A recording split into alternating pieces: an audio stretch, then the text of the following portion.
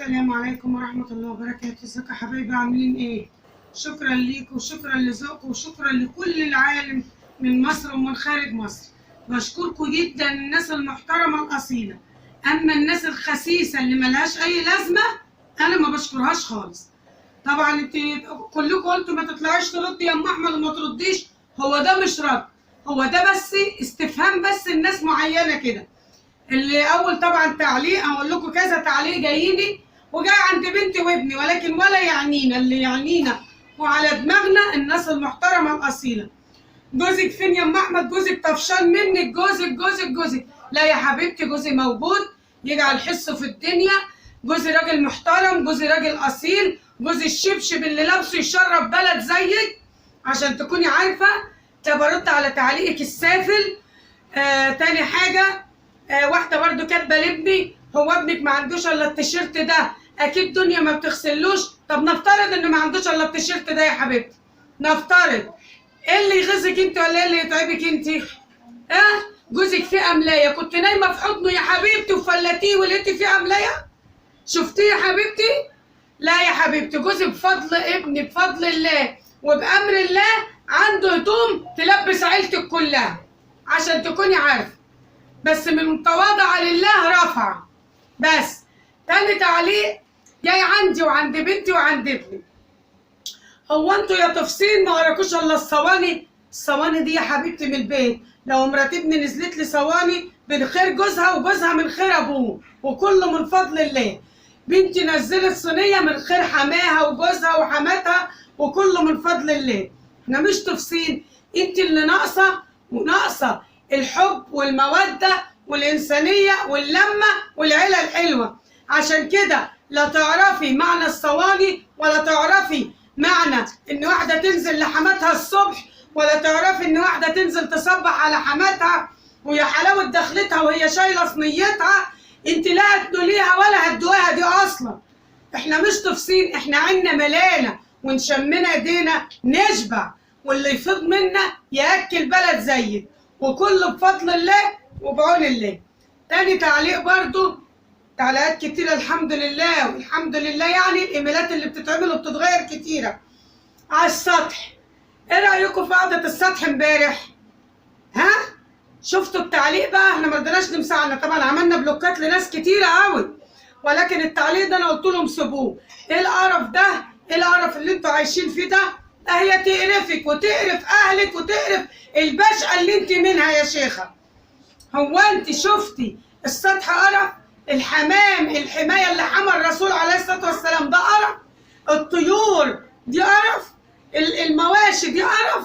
ده خير من عند الله، واللي عنده الخير ده عارفه، واللي ما عندوش يا رب يديله ويوسع عليه ويرزقه من اوسع الابواب. وكل اللي بيتمنى عتبه جديده ربنا يرزقه من اوسع الابواب يا رب، عتبه خضراء يا رب الكل حبايبنا يا رب. لكن مش قرف يا حبيبتي، المكان باصحابه، والمكان قيمته باللي عايش فيه، مش قيمته بمنظره. لكن السطح جنه، والسطح الحمد لله يسعى من الحبايب الف، والسطح بناسه والناس يا حبيبتي مش ليكي. فانت لو دخلت قلتي وانا سايبه التعليق للناس، هي اللي هتخش عليه وترد عليه. السمك اللي كنت بشويه على السطح، الناس كلها فرحت وكان نفسيتها كويسه وفرحانه معانا، واحنا قلنا كلنا نعيش حبه مع بعضينا ونهون عن بعضينا. وواحده تاني بتقول لي: هي مش الشقه دي شقه ابنك؟ هو انت يا اختي شفتي شقه ابني؟ كان ابني عزمك عنده سهرت معاه ليله وشفتي شقته؟ ايش عرفك يا اختي بشقه ابني؟ انت داخله كده بس ما تعرفيش اي حاجه بتقولي ده شقه ابنك؟ لا يا حبيبتي، دي شقتي وشقه ابني ربنا يحميها له، هتشوفيها قريب. وشقه المستر برضه ابني التاني الوان غير الالوان دي خالص، وشقه ايمان غير دي خالص. فايه بقى الكلمه اللي حرقاكي ان ده شقه ابنك وده مش عارفه عفش مين؟ لا يا حبيبتي، دي شقتي وده عفش اللي انا عاملاه جديد، والحمد لله لو عايشه على الارض وحمداه وشكراه وشاكره نعمه ربنا وفضله عليا، وانا احسن منك مليون مره. بايه؟ بايمان ربنا وباخلاص ربنا وبقلبي الابيض وبحب ربنا وحب لكل الناس، ابقى احسن منك برضه. لان انا عمري ما اخد شقه ابني، ما هو ده خير ابني وخير جوزي وخيرهم كله يا حبيبتي. واحنا الحمد لله ربنا يوسع علينا، كل ده بيتنا يا حبيبه قلبي عشان تكوني عارفه. فعايزه اقول لك حسبنا الله ونعم الوكيل في كل اللي دخل كتب عليه سلبي. واللي بتقول برضه لمرات ابني ده الصينيه اللي انت نزلتها يوم العيد دي ده من حماه وحماه اللي جاي. يا حبيبتي حماه يشرف بلد وحماه جاب الخير كله، بس حماه هيجي الساعه 7 الصبح عشان يجيب كيلو لبن وشويه بسكويت؟ لا يا حبيبتي ده فطارنا، ويا حلاوه دخلتها وهي شايله صينيتها. هي العادات والتقاليد دي عندنا يا حبيبتي. غلت اللبن وعملت الحاجه ونزلت. لولاكي غيرانه ولولاكي صفرة ولولاكي نارك قايده ربنا يشفيكي يا مريضه ما كنتيش تقولي كده يا مريضه. واللي داخله برضه عند بنتي او دخلت البث اللي شفتوه امبارح وبتدعي على بنتي وابنها، واقول لها ربنا ينتقم منك عشان ما تدعي على جاره ولا صاحبه ولا حبيبه، وفي نفس الوقت ربنا يشفيكي من المرض اللي انت فيه يا حقوده يا صفرة. يعني انا زعلت ان ام ولاء وساعتها ردوا عليكي، بس فعلا انت مريضه خالص. وكل الناس اللي بتخش تكتب اي تعليق سلبي لاي قناه مش انا بس، هي دي مريضه، فكلنا ندعي لها ان ربنا يشفيها. وانت يا مانجا لما احنا نرد انت ما تزعليش، لان دي بتبقى ناس يعني اشكال. لا. مش عايزه اشتم بس هي بتبقى اشكال. لا ردوا قولوا ربنا يشفيها. ربنا يشفيها ربنا ياخدها. هي دخلت تقل ادبها. واحده بتقول لي يا غبيه ربنا ياخدك. طب انا غبيه عملت لك ايه يا حبيبي؟ ولو ربنا ياخدني يوم عيد عندي ان انا هقابل رب كريم، في حد يكره ان يلاقي ربنا؟ في حد يكره ان يشوف ربنا؟ يا حبيبتي يجعل اخرتنا احسن من دنيتنا. قال كده ما احنا هنقابل ربنا، ولما ربنا ياخدني وحش ده امانته، وقت ما عايزها يجي ياخدها.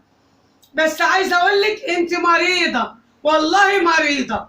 شفتي مريضه؟ واللي بتدعي على بنتي برضه بقول لك انت مريضه و60 مريضه. ربنا يشفيكي ربنا يشفيكي. واللي بتقول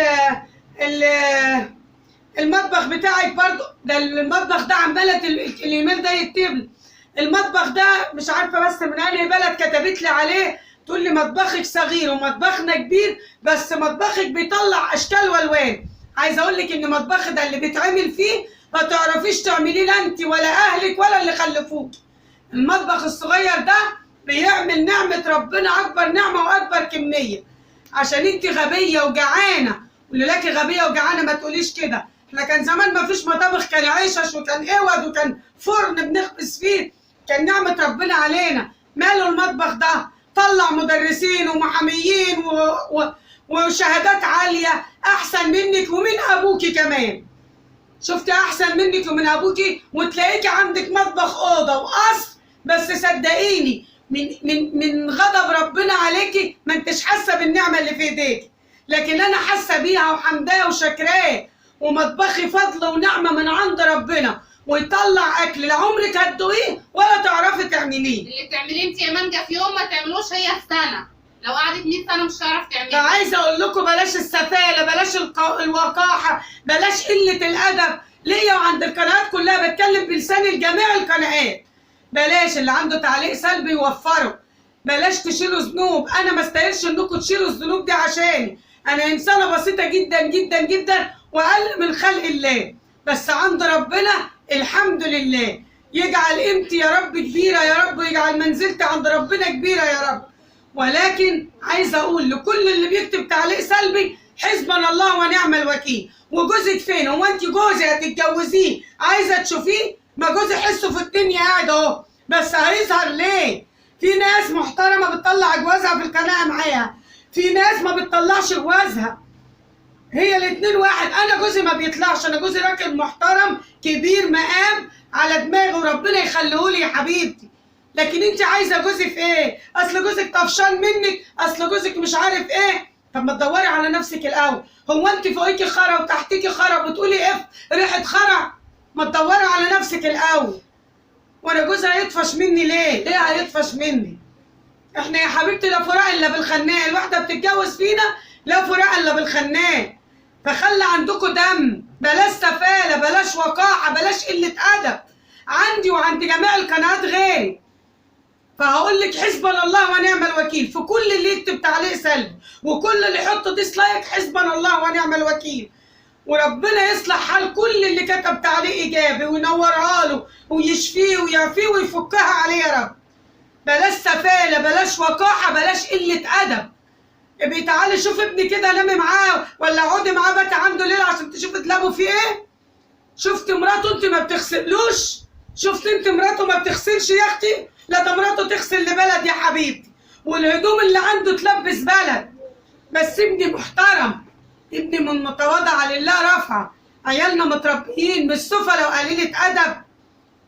وابنك ما بيقعدش الا مع الحريم، ما هو قاعد مع امه واخته ومراته وبنت عمته، ادي اللي بيجوا عندنا. امال يقعد فين؟ هيقعد في كباريه ولا يطلع يقعد في غرزه ولا يطلع يقف على ناصيه يبص للي رايحه واللي جايه؟ لا يا حبيبتي، ده فاتح قناعه وايده بايد امه ومراته في البيت والعمل عباده، وعرفنا الرب ونفتخر بعون الله وبامر الله ونقول احنا ربنا. بس اتربى احسن منك يا سفله يا وجحه يا قليله الادب. هو مش قاعد مع حد غريب، قاعد مع امه واخته. اذا كنت انت بقى في حته وعايزاه يروح يقعد مع حد غريب نبعت لك اللي يقعد معاكي، لكن ولادنا لا خالص. ولادنا مؤدبين عارفين ربنا متقين ربنا، ولادنا ولاد اصول عارفين يعني ايه ام واب، يعني ايه مراته، يعني ايه بيته. بس هقول لك ايه تاني؟ مش هقول لك تاني غير حسبنا الله ونعم الوكيل. دي التعليقات، انا في تعليقات كتيره بس يكفي اللي بيخش في البث بشتيمه بيتمسخر من كل الناس، واللي بيخش بتعليق بيتعمل له بلوك. يعني اتطردت من العيله المحترمه الحلوه الاصيله، لان عيلتي وناس كل الناس اللي معايا دي على دماغي منوريني. الناس بقى اللي راجعه بتقول سامحينا احنا ظلمناكي وانت حاسبنتي، بقول ربنا يسامحكم، والاعتراف بالحق فضيله. طالما انتم ندمتوا ربنا يصلح حالكم ويروق بالكم ويهدي ولادكم ويدوكم الصحه والعافيه. وكل اللي بيخش عندنا ديسلايك او تعليق سلبي حسبنا الله ونعم الوكيل فيه. حسبنا الله ونعم الوكيل فيه. خلي ولادي كايدينك، خلي بنتي كايداكي، خلي ابني كايدك، خلي ام احمد غيظاكي بحب ربنا، باتقاها لربنا، بقربها لربنا، بمحبه الناس ليا، برضا ربنا عليا. هقول لك منك لله يا مفتريه، منك لله يا مفتريه. شكرا ليكم، هسيبكم بقى انتوا ردوا ومش عارفه اقول ايه. خلاص.